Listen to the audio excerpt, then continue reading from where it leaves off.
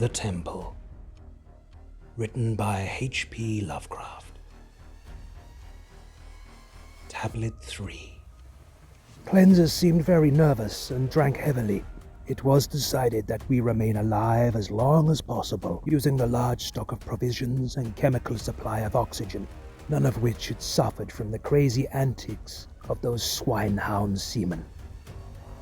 Our compasses, depth gauges, and other delicate instruments were ruined, so that henceforth our only reckoning would be guesswork based on our watches, the calendar, and our apparent drift, as judged by any object we might spy through the portholes or from the conning tower.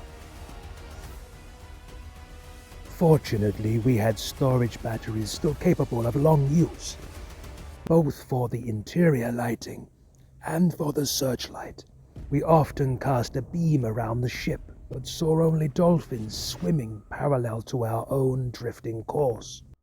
I was scientifically interested in those dolphins, for though the ordinary Delphinus delphis is a cetacean mammal, unable to subsist without air, I watched one of the swimmers closely for 2 hours and did not see him alter his submerged condition. With the passage of time, Klenze and I decided that we were still drifting south, meanwhile sinking deeper and deeper.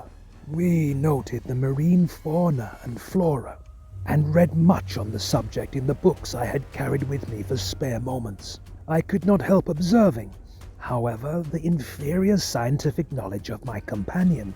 His mind was not Prussian, but given to imaginings and speculations which have no value. The fact of our coming death affected him curiously, and he would frequently pray in remorse over the men, women, and children he had sent to the bottom, forgetting that all things are noble which serve the German state. After a time, he became noticeably unbalanced, gazing for hours at his ivory image and weaving fanciful stories of the lost and forgotten things under the sea. Sometimes, as a psychological experiment, I would lead him on in these wanderings and listen to his endless poetical quotations and tales of sunken ships. I was very sorry for him, for I disliked to see a German suffer, but he was not a good man to die with. For myself, I was proud, knowing how the fatherland would revere my memory and how my sons would be taught to be men like me. On August 9, we espied the ocean floor and sent a powerful beam from the searchlight over it. It was a vast undulating plain, mostly covered with seaweed and strewn with shells of small mollusks. Here and there were slimy objects of puzzling contour, draped with weeds and encrusted with barnacles, which Klenze declared must be ancient ships lying in their graves. He was puzzled by one thing, a peak of solid matter, protruding from the ocean bed nearly 4 feet at its apex, about 2 feet thick, with flat sides and smooth upper surfaces which met at a very obtuse angle. I called the peak a bit of outcropping rock, but Klenze thought he saw carvings on it. After a while, he began to shudder and turn away from the scene as if frightened, yet could give no explanation save that he was overcome with the vastness, darkness, remoteness, antiquity, and the mystery of the oceanic abysses. His mind was tired, but I am always a German, and was quick to notice 2 things: that the U-29 was standing up the deep-sea pressure splendidly, and the peculiar dolphins were still about us, even at a depth where the existence of high organisms is considered impossible by most naturalists. That I had previously overestimated our depth, I was sure, but nonetheless, we must still be deep enough to make these phenomena remarkable. Our southward speed, as gauged by the ocean floor, was about as I had estimated from the organisms passed at higher levels. It was at 3:15 p.m., August 12, that poor Klenze went wholly mad. He had been in the conning tower using the searchlight when I saw him bound into the library compartment where I sat reading, and his face at once betrayed him. I will repeat here what he said, underlining the words he emphasized.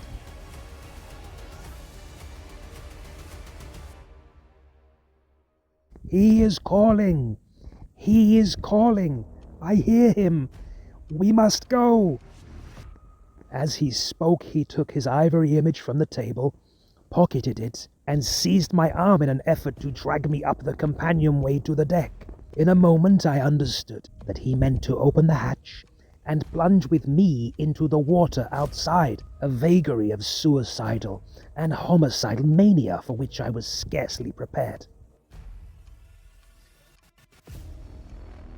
As I hung back and attempted to soothe him, he grew more violent, saying, "Come now, do not wait until later.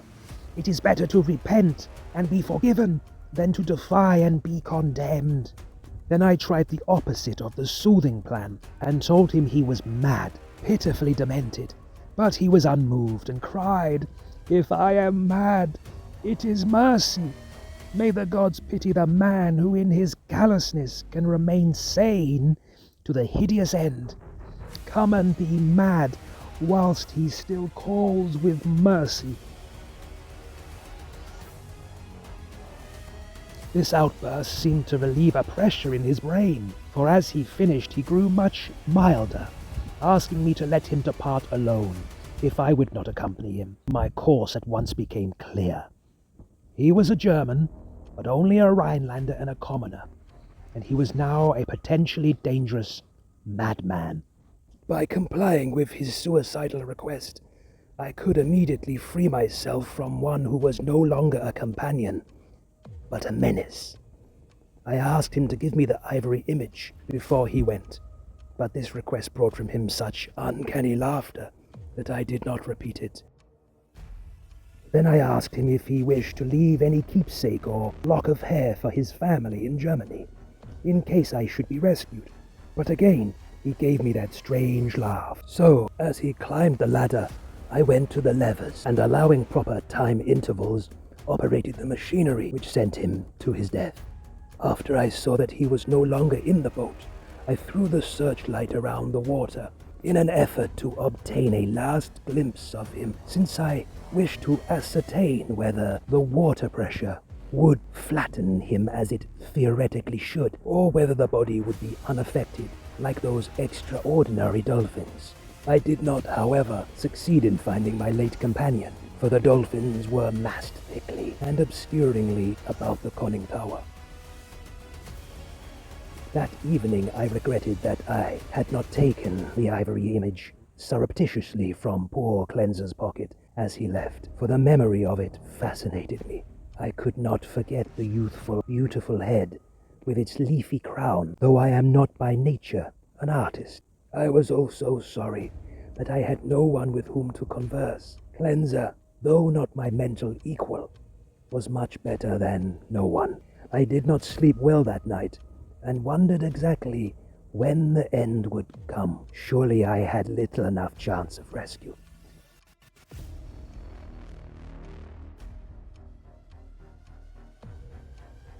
The next day, I ascended to the conning tower and commenced the customary searchlight explorations. Northward, the view was much the same as it had been for all the 4 days since we had sighted the bottom, but I perceived that the drifting of the U-29 was less rapid. As I swung the beam around to the south, I noticed that the ocean floor ahead fell away in a marked declivity and bore curiously rectangular blocks of stone in certain places, disposed as if in accordance with definite patterns. The boat did not at once descend to match the greater ocean depth, so I was soon forced to adjust the searchlight to cast a sharply downward beam.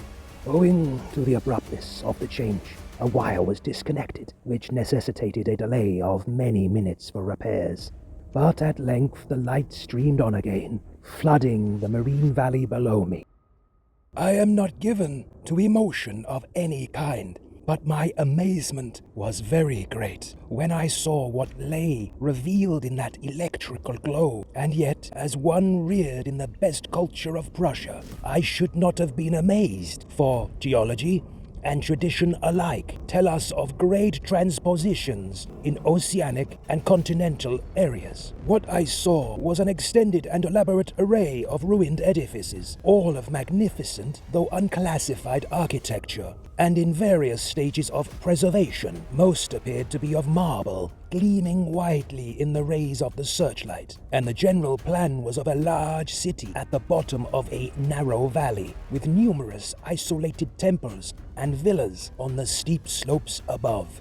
Roofs were fallen and columns were broken, but there still remained an air of immemorially ancient splendor which nothing could efface. Confronted at last with the Atlantis I had formerly deemed largely a myth, I was the most eager of explorers. At the bottom of that valley, a river once had flowed, for as I examined the scene more closely, I beheld the remains of stone and marble bridges, and seawalls, and terraces and embankments, once verdant and beautiful. In my enthusiasm, I became nearly as idiotic and sentimental as poor Klenze, and was very tardy in noticing that the southward current had ceased at last, allowing the U-29 to settle slowly down upon the sunken city, as an aeroplane settles upon a town of the upper earth. I was slow, too, in realizing that the school of unusual dolphins had vanished.